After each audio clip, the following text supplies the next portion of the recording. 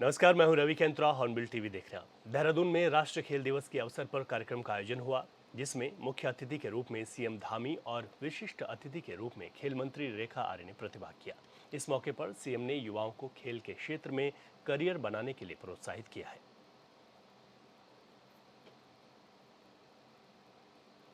बनेगा और हमारे प्रधानमंत्री जी ने बाबा केदार की भूमि से, उनके मुख से ये शब्द निकले थे कि 21वीं सदी का तीसरा दशक उत्तराखंड का दशक होगा।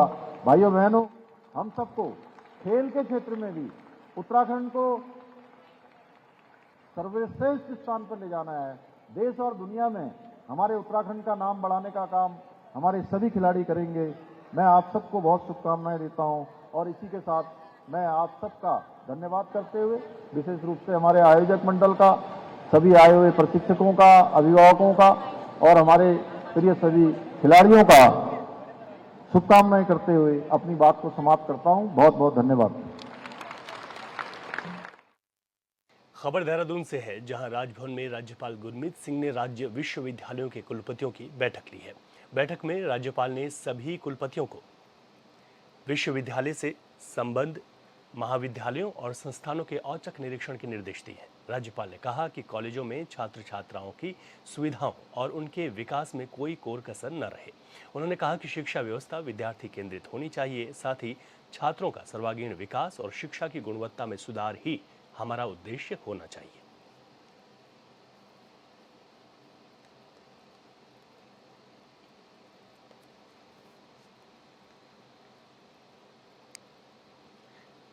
आगामी निकाय चुनाव और केदारनाथ उपचुनाव को लेकर बीजेपी अपनी रणनीति तैयार करने में जुट गई है। संगठन को मजबूत करने के लिए सदस्यता अभियान को बड़े स्तर पर चलाया जा रहा है। उधर कांग्रेस भी अपने स्तर पर तैयारियों में जुटी है।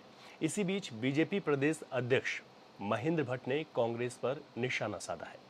उन्होंने कहा कि कांग्रेस सदस्यता अभियान नहीं चलाती है, लेकिन बीजेपी लोकतांत्रिक पार्टी है। पार्टी में नए सदस्यों को जोड़ा जाता है। भट्ट ने कहा कि हमारा संगठन चुनाव सदस्यता के आधार पर होता है, लेकिन कांग्रेस के अंदर परिवारवाद होता है। उनके अध्यक्ष भी परिवारवाद से ही संचालित होता है।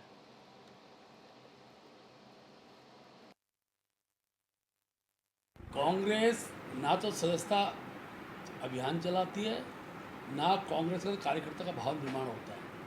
भारतीय जनता पार्टी लोकतांत्रिक दल है। हमारे यहाँ हर 5 साल के बाद हम अपनी मेंबरशिप करते हैं। हम जहाँ युवाओं को जोड़ते हैं, महिलाओं को, समाज के लोगों को जोड़ते हैं, वहीं हमारे दल के अंदर पूर्व में कार्यकर्ता सदस्य रहा हो, उसको भी एक कालखंड के बाद नई सदस्यता लेनी पड़ती है। ये लोकतांत्रिक पार्टी की पद्धति है। हमारे संगठन चुनाव सदस्यता के आधार पर होते हैं और बूथ से लेकर मंडल और बाद में राष्ट्रीय अध्यक्ष का चुनाव होता है। कांग्रेस के अंदर परिवारवाद रहता है। उनके यहाँ अध्यक्ष अगर चुन भी जाएँ तो अध्यक्षों का अर्थ समाज समझता है कि एक परिवार द्वारा ही वो संचालित होते हैं। भारतीय जनता पार्टी लोकतांत्रिक पार्टी, उस आधार पर हम अपना सदस्यता कार्यक्रम चलाते हैं। कैसे चलाएंगे? भराड़ीसैंण विधानसभा सत्र के दौरान खानपुर विधायक उमेश कुमार ने 500 करोड़ रुपए से सरकार पलटने की बात कही थी, जिसे कांग्रेस प्रदेश अध्यक्ष करण माहरा ने अति गंभीर बताते हुए इस पर जांच की मांग की है। करण माहरा का कहना है कि इस तरह के विषय लोकतंत्र के लिए गंभीर खतरा पैदा करते हैं। ये इंटेलिजेंस का भी बड़ा फेलियर है। सरकार को इसकी विस्तृत जांच कर दूध का दूध, पानी का पानी करना चाहिए। करण माहरा ने कहा कि जांच में खानपुर विधायक उमेश कुमार से भी पूछताछ होनी चाहिए कि उन्हें इसके इनपुट कहां से मिले, उन्होंने किस तथ्य के आधार पर यह बात कही।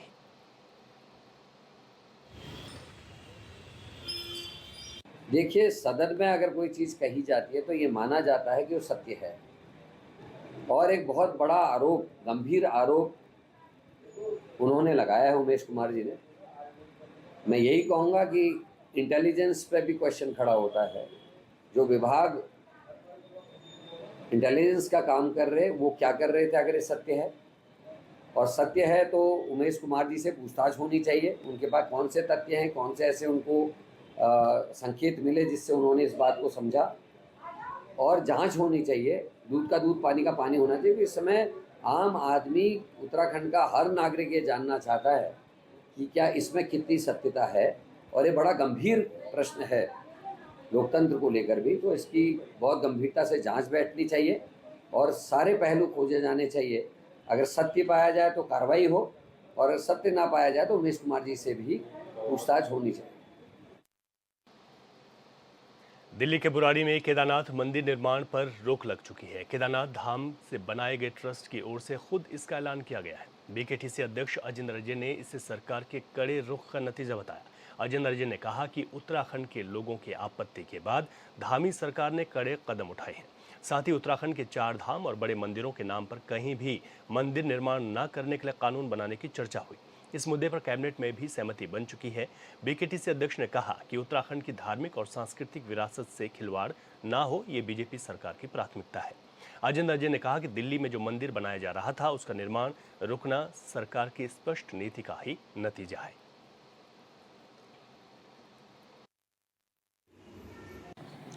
देखिए, आप जानते हैं कि जो दिल्ली में कोई केदारनाथ धाम ट्रस्ट नाम से जो लोग एक मंदिर का निर्माण कर रहे थे और उन्होंने इसके लिए भूमि पूजन भी कर दिया था, लेकिन जैसा कि जो प्रदेश की जनता है, उन्होंने जो केदारनाथ ज्योतिर्लिंग के नाम पे धाम के स्थापना का जब विरोध किया तो प्रदेश सरकार ने और माननीय मुख्यमंत्री जी ने त्वरित उस पर निर्णय लिया और प्रदेश कैबिनेट में भी इस बात को लेकर के कानून बनाने के लिए लेकर के विचार किया गया और कि इस प्रकार से कोई जो हमारे प्रतिष्ठित धाम हैं उनके नामों का दुरुपयोग न करे, उनके किसी प्रकार से उनके नाम पर चंदा वसूली न करे। इसके लिए प्रदेश सरकार कानूनी प्रावधान तो तलाश रही है और बद्रीनाथ केदारनाथ मंदिर समिति भी इस दिशा में प्रयासरत है और प्रदेश सरकार की सख्ती का ही परिणाम है कि जो सख्त संदेश प्रदेश सरकार ने दिया था उसका ही परिणाम है कि जो लोग मंदिर का निर्माण करने का वहाँ पर प्रयास कर रहे थे उन्होंने उसको स्थगित कर लिया है और जो QR कोड के माध्यम से जो पैसा दान इत्यादि एकत्र कर रहे थे उनको भी उनके द्वारा रोक दिया। रुड़की की मंगलौर कोतवाली क्षेत्र के टांडा अकबरपुर में एक विवाहिता की ससुराल वालों ने बेरहमी से पिटाई कर दी। परिजनों का आरोप है कि उनकी बेटी को ससुराल वालों ने जहरीला पदार्थ भी दिया है, जिस वजह से उसकी हालत गंभीर बनी हुई है। परिजन युवती को इलाज के लिए रुड़की सिविल अस्पताल लेकर पहुंचे, जहां से डॉक्टरों ने उसे हायर सेंटर रेफर कर दिया। आरोप है कि कार की डिमांड पूरी न होने पर विवाहिता के साथ ये मारपीट की गई है।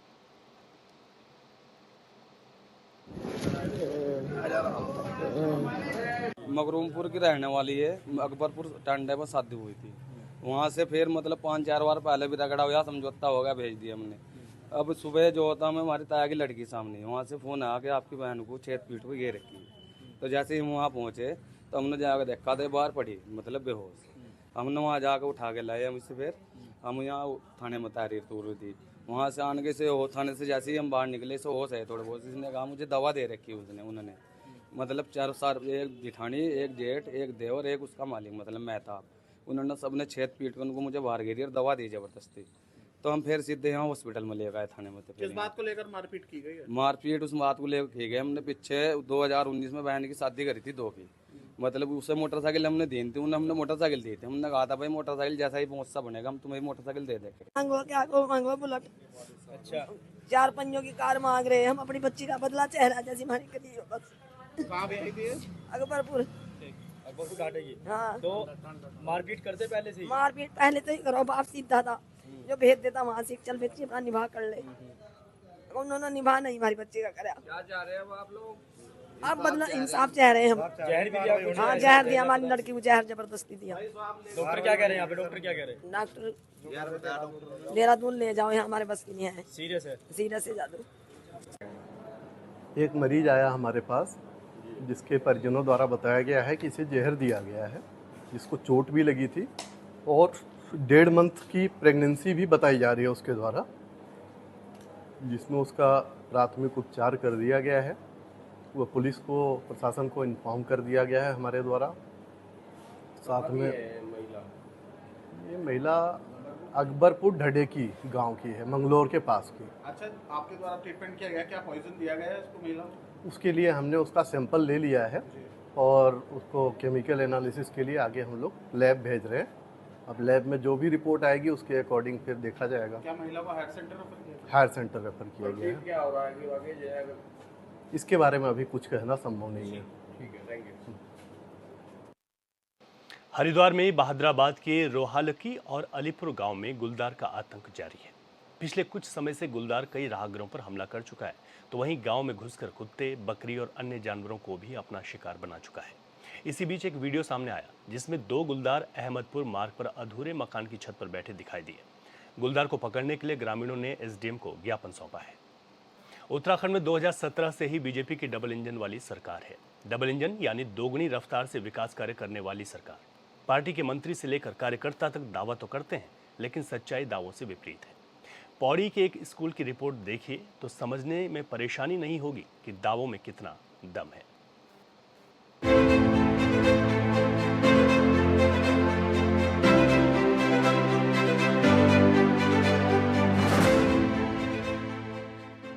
कम से कम इन बच्चों पर तो रहम कीजिए शिक्षा मंत्री धन सिंह रावत जी। आप देहरादून में बैठकर मीडिया के सवालों पर बेहतर सुविधाओं का दावा करते हैं और बच्चे कह रहे हैं कि स्थिति तो यह है कि स्कूल में बैठने में भी डर लगता है। डर लगता है कि तेज बारिश से कहीं छत भी ना भर कर गिर जाए।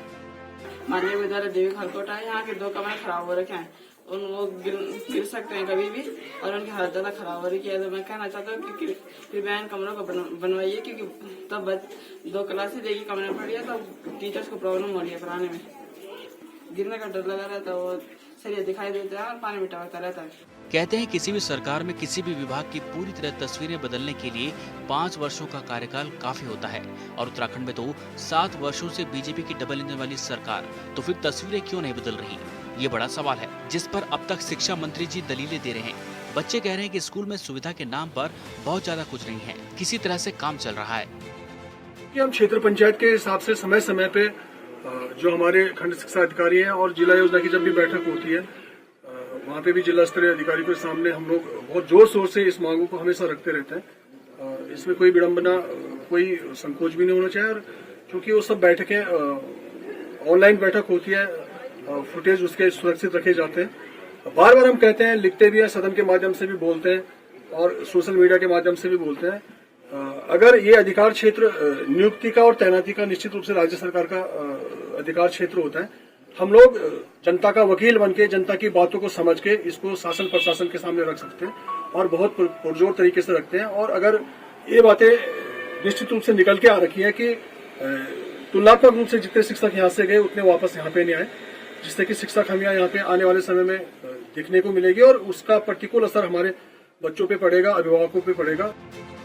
पौड़ी जिले के चौबट्टाखाल विधानसभा क्षेत्र के बिरोखाल ब्लॉक में स्थानीय उच्च माध्यमिक शिक्षा विद्यालय देवीखाल कोठा और पूर्व माध्यमिक विद्यालय देवीखाल के छात्र बुनियादी सुविधाओं के लिए तरस रहे हैं।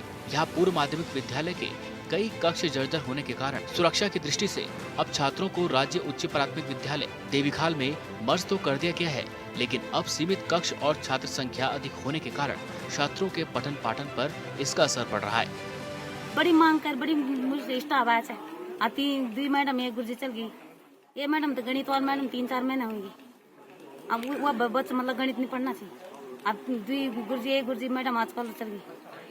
ये हम परेशान से क्या हमारे बच्चे भविष्य खराब होंगे। हम इन चाहिए कि हमारे गुरुजी मैडम स्टाफ आए सर, हम परेशान से क्या हमारे बच्चे पढ़ लगे सर इलाका चाहिए कोई नहीं हम तो मतलब कोई हम तो देखो जे टाइम पर प्रचार चुनाव होनी बहुत आज नहीं कौन हम तो आज जोड़ जोड़ का घर में बोलने की हम तो वोट दिया इन करे बहुत के बाद चुनाव खत्म हुआ हम तो बिल्कुल छोड़ देनी ये पिछड़े इलाके में कोई आनंद नहीं। सबसे पहले तो यहाँ पे टीचरों की परेशानी है। यहाँ पे 6 टीचर हो चुके थे, अभी सबके ट्रांसफर हो गए हैं, 3 यहाँ पे अभी हैं।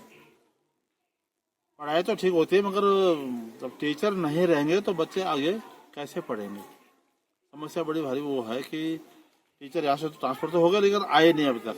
अब हम इंतजार कर रहे हैं कब तक आएंगे। अब इस विश्वास में है कि शिक्षा विभाग कैसे यहाँ की पूर्ति करता है। भेजने को तो भेज दिए, लेकिन वापस यहाँ पे कब आएंगे इसका भी कोई पक्का वो नहीं। दूसरी बात, यहाँ पे समस्या है बिल्डिंग की। बिल्डिंग हमारी बहुत पुरानी है, बिल्कुल जर्जर हालत में है और बच्चों डर लगा रहता है कि कभी ऐसा ना बच्चे बिल्डिंग से गिर जाए। कभी कभी आकाशीय बिजली गिरती है तो बड़ा कंपन होता है और जो पुरानी जो बिल्डिंग है वो बिल्कुल खत्म हो चुकी है। राज्य के उच्च माध्यमिक विद्यालय देवीखाल में छात्रों की पढ़ाई भी भगवान भरोसे ही है। अंग्रेजी, गणित, विज्ञान जैसी जरूरी विषयों के शिक्षकों के पद खाली चल रहे हैं, जिसमें छात्रों को अपने भविष्य की चिंता सता रही है। स्कूल प्रधानाचार्य ने स्कूल के कई कक्ष जर्जर होने और स्कूल में शिक्षकों के रिक्त पदों को भरने के लिए कई बार उच्च अधिकारियों को पत्राचार भी किया, लेकिन अब तक स्कूल में शिक्षा के हालात नहीं सुधरे। हमारे विद्यालय में अंग्रेजी, गणित और विज्ञान के टीचर्स नहीं है, जिस कारण हमें पढ़ाई में बहुत समस्या आई है। और इस साल हमारे 10th में बोर्ड्स भी हैं, तो 9th में मेरी परसेंटेज रही होगी 85। तो अब हमें नहीं लगता कि हमारी इतनी परसेंटेज बन पाएगी 10th में, क्योंकि यहाँ टीचर्स नहीं है, और वो भी मेन सब्जेक्ट्स के, इंग्लिश हो गया, गणित हो गया और विज्ञान हो गया।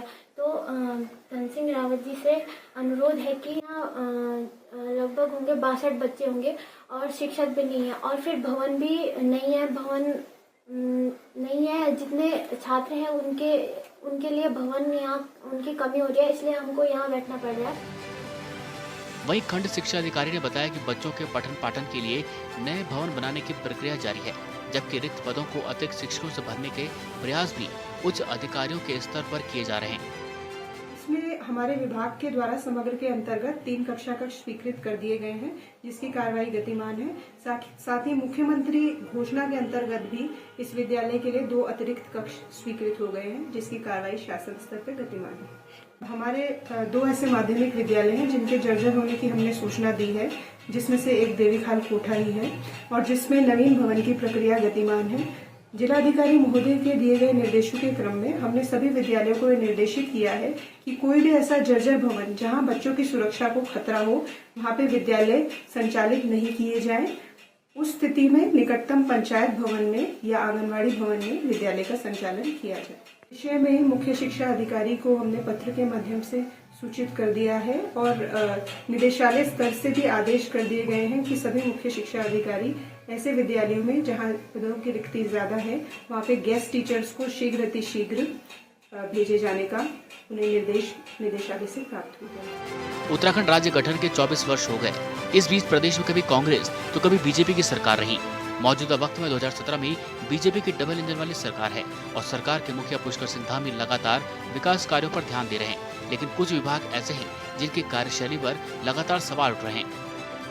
यहाँ पर 2 कमरे खराब हो चुके हैं, अभी उनके ऊपर से सरिया दिख रहे हो, कभी भी गिर सकते हैं। तो अभी हम उन क्लास में नहीं बैठ रहे, जिन क्लासों की हालत सही है उन्हीं में बैठ रहे हैं। तो मैं कहना चाहती हूँ कि इसको जल्दी से बनाएं, और हमारी इससे पढ़ाई भी रुक रही है। हमारे यहाँ पर तीन ही टीचर हैं, और टीचरों की भी कमी है। ना ही इंग्लिश के टीचर है, ना ही साइंस के टीचर है, ना ही गणित के हैं, तो हमें टीचरों की भी बहुत जरूरत है। पिछले दिनों प्रदेश की ग्रीष्मकालीन राजधानी गैरसैंण में आयोजित 3 दिवसीय मानसून सत्र के दौरान जब विपक्षी विधायकों ने मंत्री जी से शिक्षा व्यवस्थाओं को लेकर सवाल पूछा, तो मंत्री जी दलीलें देने लगे। सदन में धन सिंह रावत ने कहा कि 2025 तक शिक्षा विभाग की सभी समस्याएं दूर कर ली जाएंगी। मंत्री जी दावा तो कर रहे हैं, लेकिन यकीन करना मुश्किल है। दावे तो पहले भी किए गए थे, फिर अब तक तस्वीरें क्यों नहीं बदली? Bureau report, hornbill TV.